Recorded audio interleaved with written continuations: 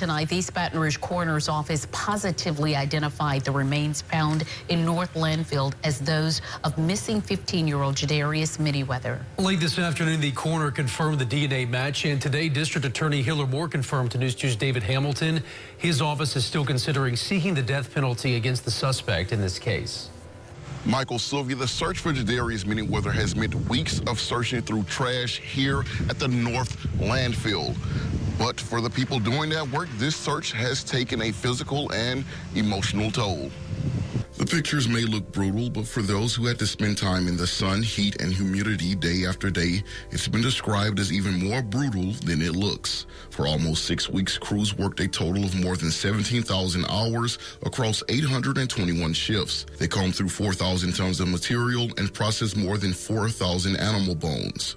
Finally, the work paid off. Baton Rouge Police Chief T.J. Moore said Tuesday that crews found what appears to be remains and clues to Derrius Minnieweather's body. And late Wednesday, the coroner's office confirmed that DNA tests linked those remains and the evidence to 15-year-old Derrius Minnieweather. Wednesday, searchers were back out on scene looking for more possible evidence, more clues about Derrius's death. Even with the success so far, experts say the long, hot, brutal ordeal could leave an impact long after the landfill search finally wraps up. People it may not affect. Some people may be more resilient than others, but other people it may have a strong effect that may not be realized today or tomorrow, but could be realized, months or years down the line. Forensic scientist George Skiro says finding remains does not necessarily bring the search to an end. Investigators still have to determine what the evidence shows and whether they can find anything else that might help prosecutors build a criminal case. Going to go through reports that are generated by maybe a forensic anthropologist, maybe a crime lab, and then those all will eventually be gathered and presented to the DA's office, and the DA's office will then take it. The more evidence collected, the more help it will provide District Attorney Hiller Moore and his staff prosecute 51-year-old Maurice Parms.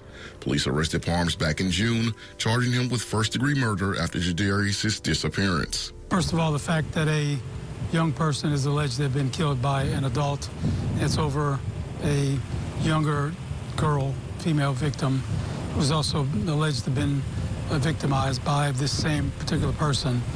For this young man to lose his life over this is senseless. Wednesday, I spoke with Moore, who left open the possibility of seeking the death penalty in this case. And so it's really way early in the proceedings to make that decision, but that surely will be a decision that we discuss thoroughly with the family.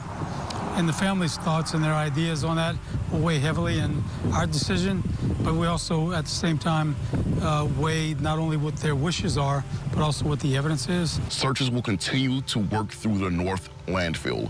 Reporting, David Hamilton, WBRZ News 2. August 18th, 6 weeks into the search. A crew is 45 minutes into a shift they've run over 800 times. Then someone stops digging. A radio call goes out. Not loud, not dramatic. Everyone within earshot stops what they're doing. For 6 weeks, the question in this landfill has only had one shape. Is this him? By the end of this, you'll know exactly how a 15-year-old boy named Derrius Minnieweather ended up here. You'll know what happened to him and why. What I can't tell you yet, because nobody can, is whether what they found that morning was actually him. As of this recording, that answer is still pending. It's been 6 weeks since they started the search at the landfill for Minnieweather, but Baton Rouge police hope that today's announcement can bring some sort of closure for his family.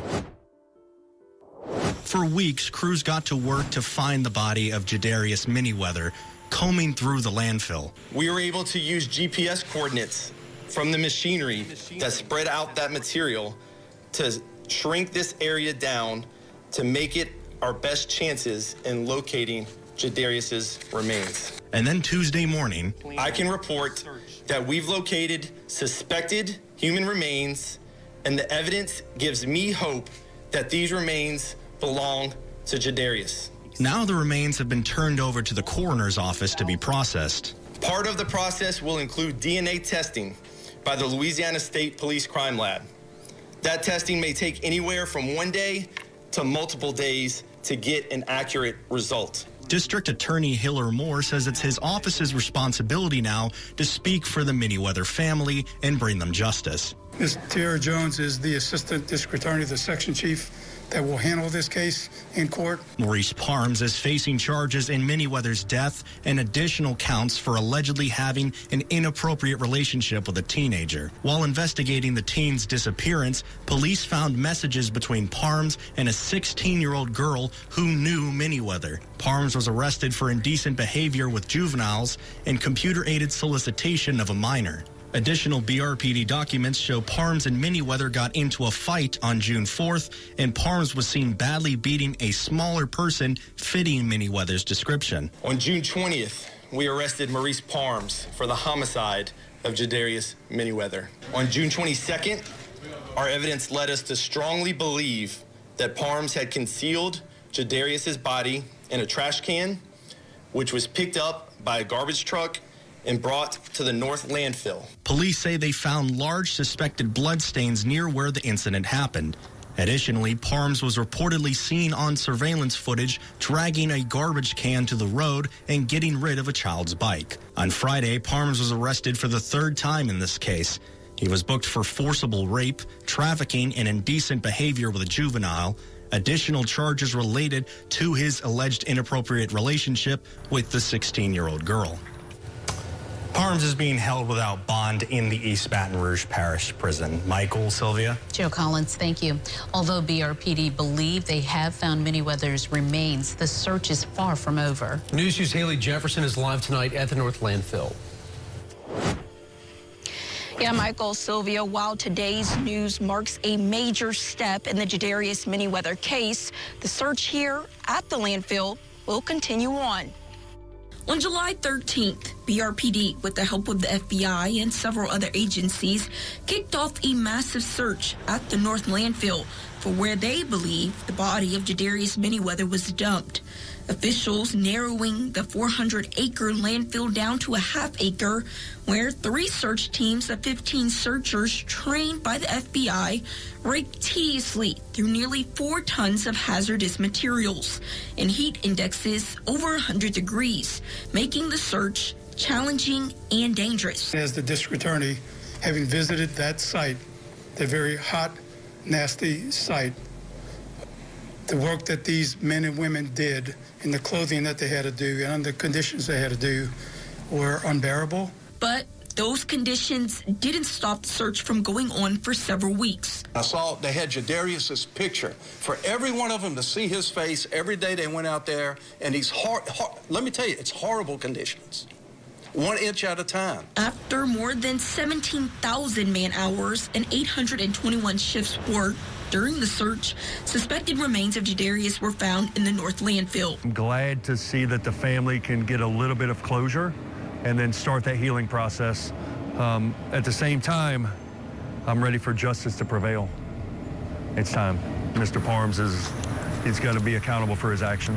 The search will remain active through the week as Baton Rouge Police Chief T.J. Morse says they will continue to work to bring closure to Minnieweather's family and find any additional evidence that can help with the prosecution of Maurice Parms, who faces a murder charge in connection to Minnieweather's death. Whatever evidence that we can give over to the district attorney's office to help with the prosecution, ultimate prosecution of Maurice Parms for this horrible crime. So let's go back, not to the landfill, to the last ordinary day he had.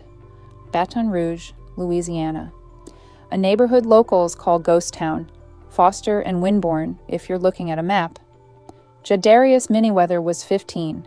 His mother, Aquarius, would later describe him the way most parents describe their kids at that age. Nothing remarkable, and that's exactly the point. He loved hanging out with friends and family. He'd beg his mom for money, same as any teenager. He rode his bike everywhere. That last detail matters. Hold on to it. Derrius had a friend, 16 years old. They'd known each other a long time, the kind of friendship where you don't need a reason to go see someone. You just go. On June 4th, that's what he did. He got on a child's bike, small for him, but his, and he rode over to see her. Nothing about that ride suggested anything was wrong. It was by every account an unremarkable afternoon. It was the last one he'd have. Early the next morning, June 5th, around 2 a.m., Derrius was seen in the area for the last time. According to the arrest warrant later filed in this case, his friend had been out that night, getting food with a man named Maurice Parms, 51 years old.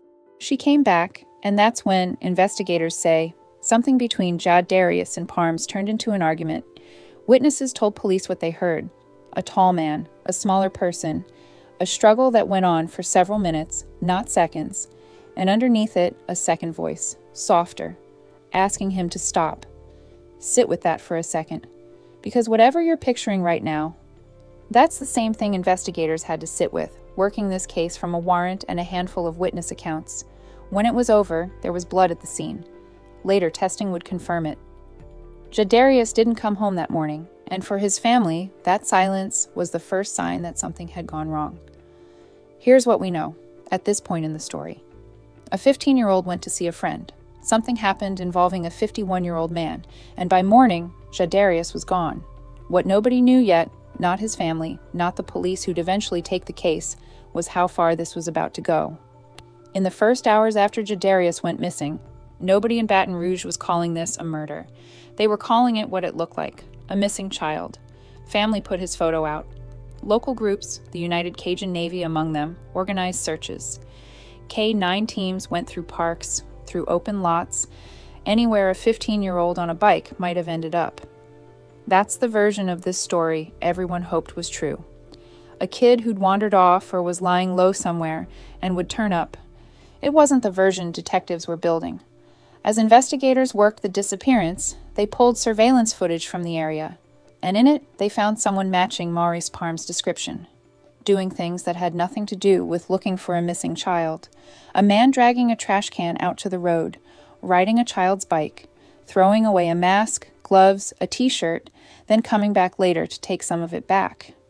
Investigators also say Parms was seen wiping down his own truck. When they tested the area he'd wiped, they found blood. None of this, on its own, proved anything. But it was enough to bring detectives back to Maurice Parms, the man who, according to the warrant, had argued with Derrius that morning. On June 10th, 5 days after Derrius went missing, police arrested Parms.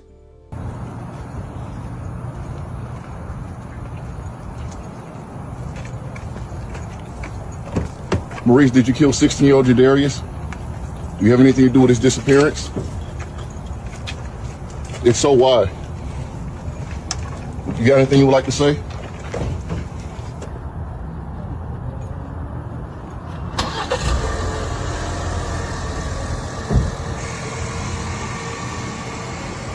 But here's what's strange. If you're only looking at the headline, the charges weren't about Derrius at all. Not on paper. Parms was booked for indecent behavior with juveniles and computer-aided solicitation. Of a minor, he posted bond. He was released. To understand why that arrest happened at all, you have to look at what detectives had already found on his phone.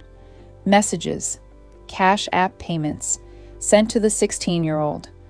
The same friend Derrius had gone to see on June 4th. Investigators say Parms knew exactly how old she was. The payments were for things like food, rent, and messages that described their relationship in terms that had no business being there. This is what the argument on June 5th was about, according to the warrant. Derrius confronting a 51-year-old man over how he was treating his friend, a protective instinct, from a kid on a bike. For 10 more days, the case stayed technically open as a disappearance. Investigators kept building, and on June 20th, Baton Rouge police made 2 announcements at once. Derrius Minnieweather was presumed dead, and Maurice Parms was under arrest again, this time for first-degree murder. He was booked into East Baton Rouge Parish Prison, held without bond, and from that point on, he gave investigators nothing, no cooperation, no indication of where Derrius was. So here's where the story stood, 10 days after Derrius disappeared. Detectives believed they knew who was responsible. They believed they knew why. What they didn't have, what they had absolutely nothing on, was where his body was. And the answer to that question was about to take them somewhere almost nobody expects a homicide investigation to go. Detectives believed Derrius's body had been placed inside a trash can, and on June 22nd at 10:32 in the morning, they believe that trash can was emptied into a collection truck and driven to the East Baton Rouge Parish North Landfill in Zachary. That timestamp isn't a guess. It comes from GPS data on the equipment that spread material at the landfill that day, and from something even more direct, footage from the back of a garbage truck showing what investigators believe was Derrius's body being dumped.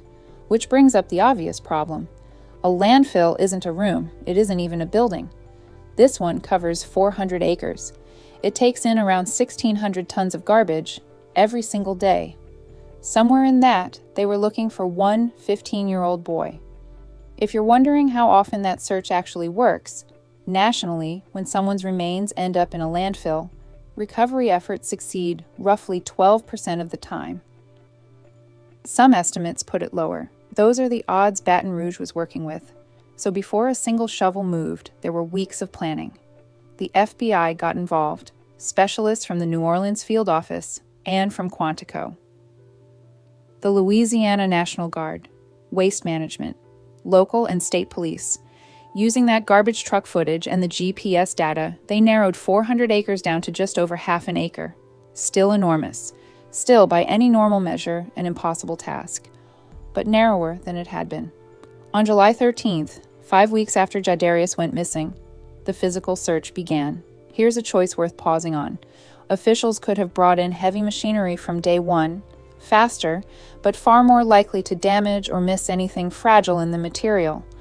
Instead, they chose to search by hand first, rake by rake. They knew that would be slower. They knew it would take a physical toll on every person doing it. What they were weighing against that was simple. A body missed by machinery might never be found at all. So they chose slow and they chose thorough. 70 to 80 people every day. Full protective suits. Breathing apparatus, because the material gives off toxic fumes as it breaks down. 45 minutes on, an hour and 45 minutes off, to check blood pressure, to check for heat exhaustion before going back out. District Attorney Hiller Moore, who spent time on site, put it plainly. Very hot, nasty site. Conditions were unbearable. So, did it work? Not for a long time. Here's where things stood, week by week.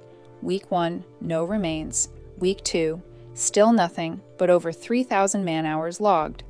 Week 3, forensic anthropologists from LSU joined the team in case anything found needed expert identification on site. Week 4, over 4,600 hours in, still nothing that was him. By the middle of August, crews had processed nearly 4,000 tons of material. They'd logged over 17,000 man-hours across more than 800 separate search shifts. Along the way, they found thousands of bones, over 4,000 of them by the department's count. Everyone was examined. None of them were human. 8 or 9 searchers needed medical attention for heat-related injuries over the course of the operation. This wasn't a search in the way most people picture one. It was closer to construction-scale excavation, done by hand, in conditions most of us would find genuinely dangerous. Sustained, week after week, without any guarantee it would end in anything at all. And through all of it, Derrius's grandmother, Juana, was waiting. At that point, they still hadn't found him. 6 weeks, 17,000 hours, 4,000 tons of material moved by hand, and a family still waiting for an answer. Neither direction, found or not found, was going to make painless.